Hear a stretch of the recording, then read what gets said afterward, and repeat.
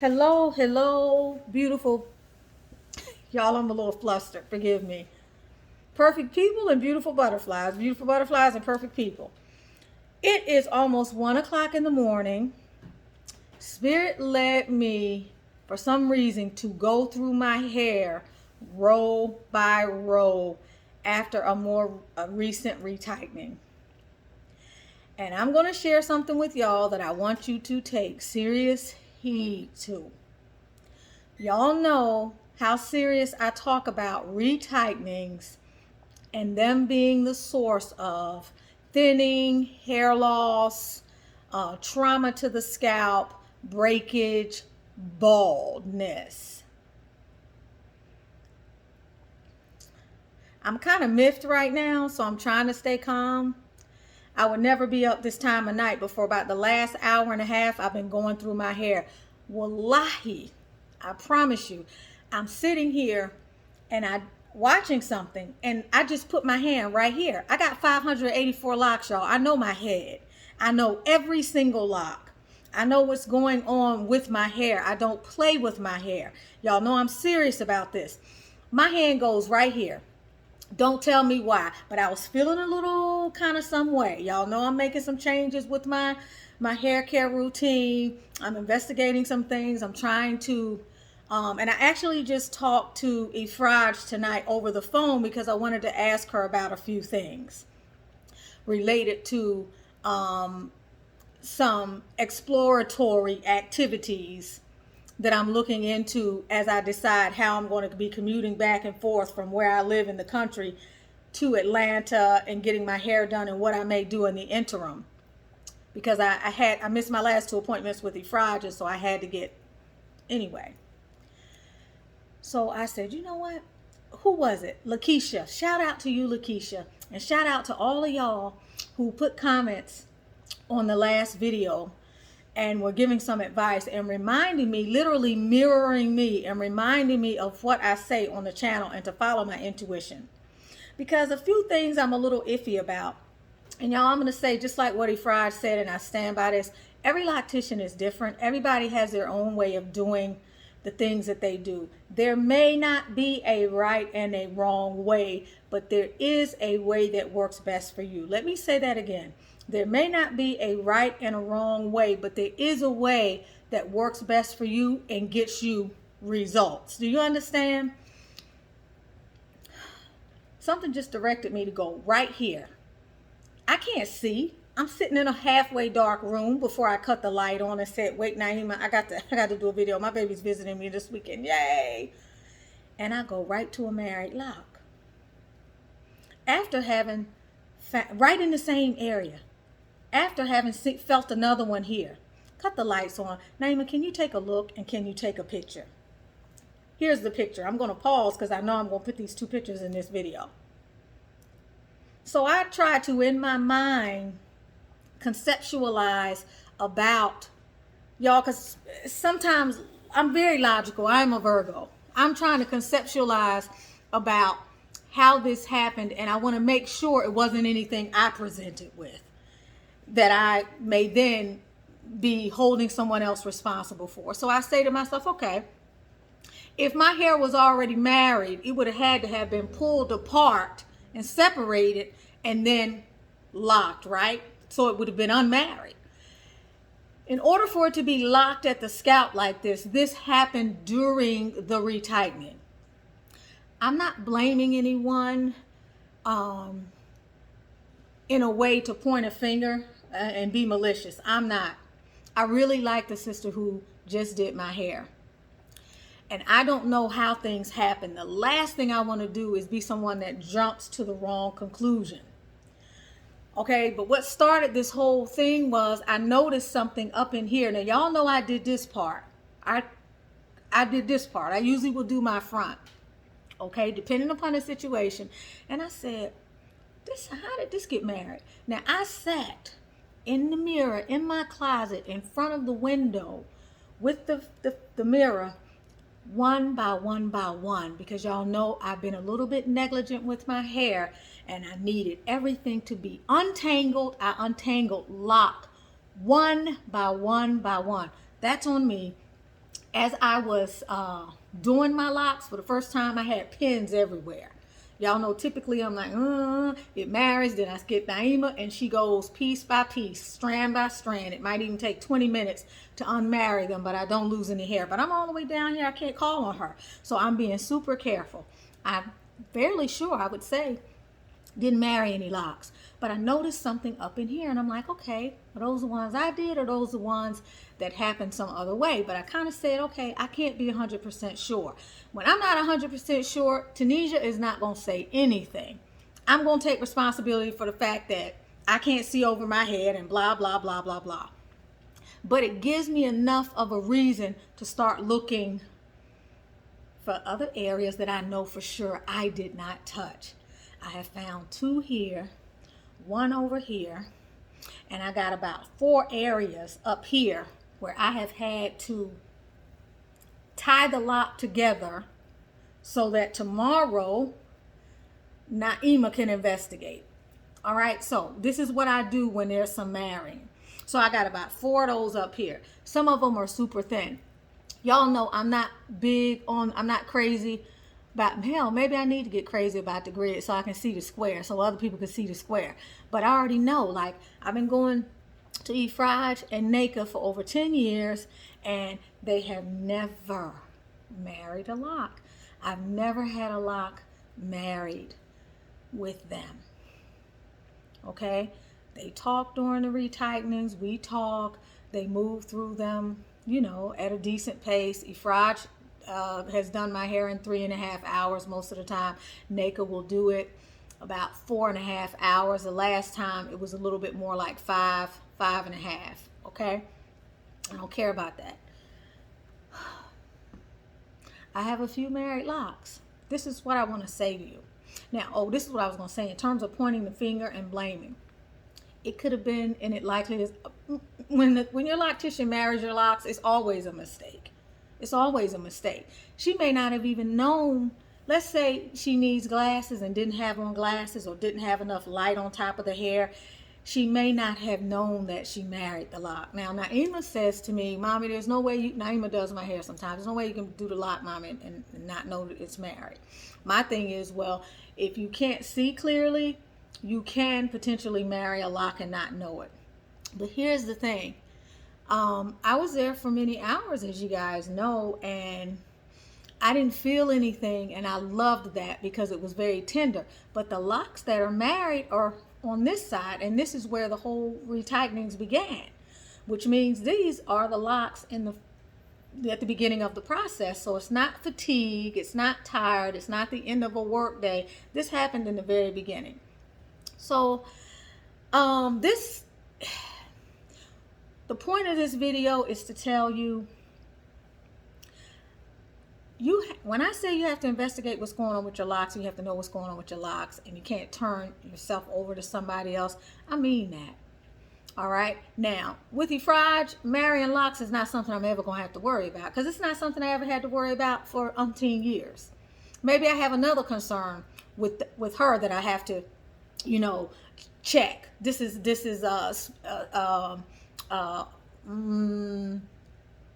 not speculation, not metaphorical, but an example. Let's just use that as an example. All right. With Naka, for example, when Naka does my hair, I have a lot of baby hairs here. They are often not pulled in with the lock. I don't care about that. It's not a big deal. But Efraj pulls in every piece of hair, even though the hair may kind of fall out before the next retightening. So everybody does something different. All praises to God. No qualms there. But the reality is, when they make a mistake, you pay for it. Too many mistakes, and you are going to deal with the collateral damage. Bar none. So, too many married locks, too much repulling, too much tightening. You're not going to see the ramifications of that right away, because you're not in a position every day where you're going to be looking at the first inch or two of your hair. What's going to happen is it's going to start to grow out, and you're going to notice some thinning somewhere in here. And then you're going to be sitting up trying to wonder, when did that happen? By the time you see it, it will have happened much earlier, unless you're paying attention to what is going on with your hair. When you finish with a retightening and you're with someone new or someone that you're not sure about, or loctician that you may be having some other concerns about, when you come home with a retightening, y'all, and I hate to put this on us, but this is not free. This requires work. This requires some vigilance. You're going to have to sit down, in the same way I tell you to go through and make sure that your locks are not married before retightening. You're going to have to go row by row and try to check your hair and get a sense. You're going to have to feel through it. Even if you don't do anything but spot check. Because one of the things that this loctician mentioned to me, which I appreciate, is that a lot of locticians will not do all the locks and will leave some of them blank because, or unretightened, because of the fact that they're trying to move through it. And so if that's the case, we can know that a lot of them will marry locks, or may marry locks. And I'm not saying she did this at all, but may marry locks and not go back and take the time to take them out. Because to be honest with you, when my locks get married, if I've done them myself and it gets married, I know exactly where it got married. So I call Naima in and she starts taking it out. But if someone has done a couple of rotations, you kind of up the creek. You kind of up the creek, which means that hair is going to be clipped, cut, or pulled apart, and you're going to lose. And guess what? I don't have a problem with 1, maybe 2 strands. Every now and then, if it's in a thick area, I don't have a problem with 3 strands. But more than that, on a lock that's already thin, because you guys know, a lot of my locks up in here, I had Efrage to thin them out because I wanted them thinner. All right? So I had her to split the lock and give me 2 locks in the very beginning when my hair was super thick and they were fat and they were looking real crazy. But I say this to tell you, you have to inspect what you expect. You have to inspect what you expect. And I mean that. You have to check behind people. If you're someone, like for me, I'm real laid back, y'all, with a lot of stuff. I'm not concerned about the exactness of the grid. I don't care when Efrage had to separate some of them. And she said, okay, now if I separate these, it's going to set your grid off. Baby, I'm fine. I'm not a Sisterlocks OCD type person. But I can tend to be a bit of a perfectionist when it comes to certain things, especially when I'm turning something over to someone else and I'm relying on a certain level of expertise. If you're cutting my carpets for me, or you're altering some clothes and it's mediocre, I'm fine. But if you try, I remember one time I went past I had this belly dance skirt, those skirts that have like 20 yards of fabric bunched up. And so when you hold it up, it goes all the way up like a peacock. And I took it to this lady to him. I'm just miffed, y'all. To him. And when I went to pick it up, the seam wasn't even right. The seam, it's like the back stitch was jacked up, which means that she didn't thread the bobbin the way she needed to thread the bobbin. And she gonna try to charge me $25 to do that. And it looked crazy. And the skirt was red and she used white thread. Come on now. Like, can you in good conscience give me something like that and walk away and sleep at night? And why do I have to call you out on some stuff like that?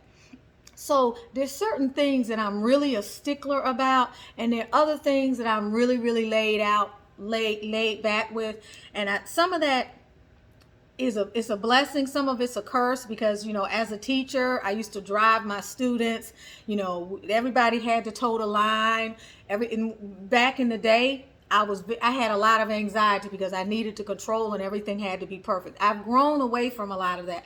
But when it comes to these, and y'all know I talk about this because I'm long in this journey.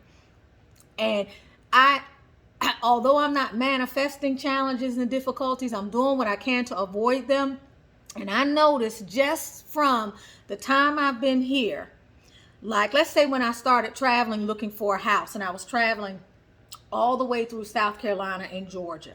and I was running and I was still working and all of that. I was not as concerned with this. When I finally moved in this house, I wanted to get settled like yesterday and get my office set up and get organized so I can function. I need order in my life. My mom used to always say the way a person's home looks or their outer world is a reflection of their inner world. And I say that all the time, like, if your home is disorganized, you're disorganized up here. You may feel like you know where everything is, because I got some areas of disorder and I know where everything is, but you need the space to think. You need the energy of space and openness so that ideas can flow, so that you can be clear-headed. You know, an example is this house has high ceilings, right? Very high ceilings. This is a historic home. You can see this door back here, right? You can see this door back here. This door is so tall. These are like 12-foot ceilings. When you come in this house, there's a whole nother feeling of expansion that I did not have in Snellville. I felt like I was suffocating in Snellville. In addition to the fact that I had outgrown that house, I didn't have enough space physically as I grew my business, and I needed the lab for I Am Melanin Magic. And when I came here, the first thing I noticed was an openness and a lifted spiritedness, because there was so much more space. So I say all of that to say that the order that you need for your hair, in order to know if it's healthy or not, you're going to be the person that's in charge of that. Nobody is going to care as much as you care. And that means you have to check certain things. All right, now, if these are like this, then as they grow out, it's going to be married. And it doesn't matter when I wash my hair or it gets washed the next time I go to a retightening. By then, it's going to have to be cut or snatched apart. At this time, it's too many hairs in one of them. It's going to have to be cut. That cut didn't come from me. That's not my fault. That's not something that you can just pull apart, because it's in the rotation. So that's why I'm saying too, now I have to continue to wash my own hair, because if I'm washing my own hair, I have the time and the integrity and the concern and the self-empathy to pull them apart gently, so that when I sit down in the chair, it's easier for my loctician. And I also know the state of my hair. I know that I'm not sitting in the chair and I don't know the status of my hair, and it's married all up and somebody else is pulling it, then somebody's cutting and all of that, and I'm losing maybe a fraction more of my hair than I would have lost had I just done it my way. So already I'm convinced that I will continue not allowing anyone to wash my hair unless it's someone that I trust fully, okay? Because I need to be able to untangle. Because if I leave it to someone else, I don't know the status of my locks. And if I find something wrong, I don't know when it happened. And while this may not be important, it is important. One lock, you know how sometimes I say, okay, it's just one lock, I got 584. That's the stuff that I'm doing to my hair. And I know where it happened and all of this. But one lock becomes 2, becomes 3, becomes 4. And if it's in the same area, then it becomes a problem. And then, y'all, you're sitting there and you're like, okay, why is my hair thinning? You got enough other stuff to contend with. You got the retightenings, you got the quality of the retightenings, you got the number of the rotations, the tension on your scalp, the products you're using, the weight on your hair, washing it, the stress and the lack of the supplement deficiencies with vitamins and not eating right. You got all that shit to contend with to keep healthy hair. The last thing you need is something else to enter into the equation that you could actually have avoided. So that's why this is important, okay? And what I'm saying, y'all, is know what's going on with your hair. If you are sitting in a chair and you don't know what locks are thinning and which ones are married, or which ones you married and messed up when you was playing with your hair, or which ones were too tight last time and you didn't take note of certain things, that's going to be on you, okay? I got 2 locks here I'm watching very carefully. Y'all know the hair side of my hair that's always been thinner is over here. I started using the I Am Melanin Magic hair growth serum on this side, and I wasn't consistent. I did it for about 3 weeks, 3-4 times a week, and it filled in hair that made me feel like my hair was thin like this my whole life before I even got locks. So I never paid it any attention. I had that terrible plucked chicken look that y'all could see over here where I had all this emptiness. That's not there now. Okay, so I know that what I'm doing is working, which is why I've got 2 locks here that I feel are a result of my own negligence. Right here. Here they go, right here. Okay, that are thin now. Thinner than they should be. Okay, now, what is it a result of? Is it a result of the loose hairs around it? And once I get a good growth cycle going, I can pull those hairs in and I'll be okay. It's still going to show a little bit of thinning. Bottom line is I know where those 2 locks are. I'm going to keep them like this no matter what through the next several retightenings. I'm going to use that magical hair growth serum. I'm going to take a picture of these tomorrow. And we're going to see what happens with these over the next 3 or 4 months. Because I need this to be, I need to know, I need to be able to assess what is happening there. If, in fact, it's a thinning from pulling the locks like this apart, because I have been negligent over the last few months, 6 months, of 5 or 6 months, or I need to know, is this something systemic that's happening to an entire area? Is the hair around it still growing back? Am I still having hair to grow back, which means I can stimulate growth, which means all is not lost? Bottom line is I have to look at all the mitigating factors. I have to look at every single thing, and I have to have some type of conclusive proof or evidence that allows me to bring some sort of summative thinking to what's happening to this area up here. I wouldn't know that if I'm not paying attention to my hair. Okay, so I will continue to be very vigilant with just this part no matter what. I've got to take over full time more than what I was taking over before, and I need to be very vigilant with a certain area so that I can see what's actually going on. So I say all this to say I'm a little disappointed because where there's smoke, there's fire. And if I just randomly found 2 here and another 1 or 2 here, the likelihood is that I have several that have been married, of which I can't really do much about right now. And these were not from crooked parts. Like you can see the 2 locks like this. Okay, I couldn't have gone in like that because that would have had to have been separated in order to retighten, right? It's just would be against logic. So I'm saying all this to say to y'all, buyer beware. The onus is on the consumer. You don't want buyer's remorse. You have to inspect what you expect. Take on your hair. Pay attention to what is going on. Don't trust people. If it doesn't fit, you must acquit. Okay, if something doesn't make sense, you need to take a moment to look into it. If you have to mark certain locks in your hair, you have a loctician and you're trying to monitor something and you're not sure about what's going on. And this is not to bash anybody. This is just to say, look, this is my, this is my, if my house is on fire, I'm not worrying about somebody else's house catching fire, right? Like if this is my house, I need to mind the grounds. I need to know what's happening on my property because I am responsible for this and I have to do my due diligence. That's all it's about. And you have a right to do that. The same way I've had issues with dental work, y'all, going to people who came highly recommended, who, when I look at the before and the after x-ray, I'm being told by my dental hygienist, are you laughing at me, Naima? I'm being told by my dental hygienist and being shown a picture. This is what it looked like before she went in and took out that silver filling that you didn't need to have taken out to put in this other stuff, recommending you get all your fillings taken out because they have mercury in them, but she has a mouth full of mercury fillings as the main head dentist, but she's recommending all her people to get the fillings taken out. And while she's messing with the side of my mouth that has been problematic for years, she has taken too much of my actual tooth out, having created another problem. Why do I have to go back 3 times for one filling? Why am I having these issues? Why is it when my stepdaughter goes in, her filling falls out? What is going on? So the bottom line is we all have the best of intentions. I do too as a business person, and I'm not saying I'm perfect. I'm not saying I'm perfect. But what I'm saying is we all just have to have, we gotta have compassion for ourselves.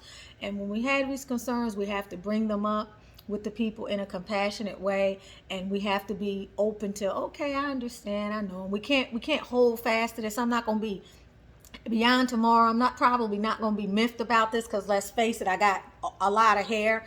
But let's face it, y'all, we have things that we have to do and weigh in on with these locks to make sure that we can keep them.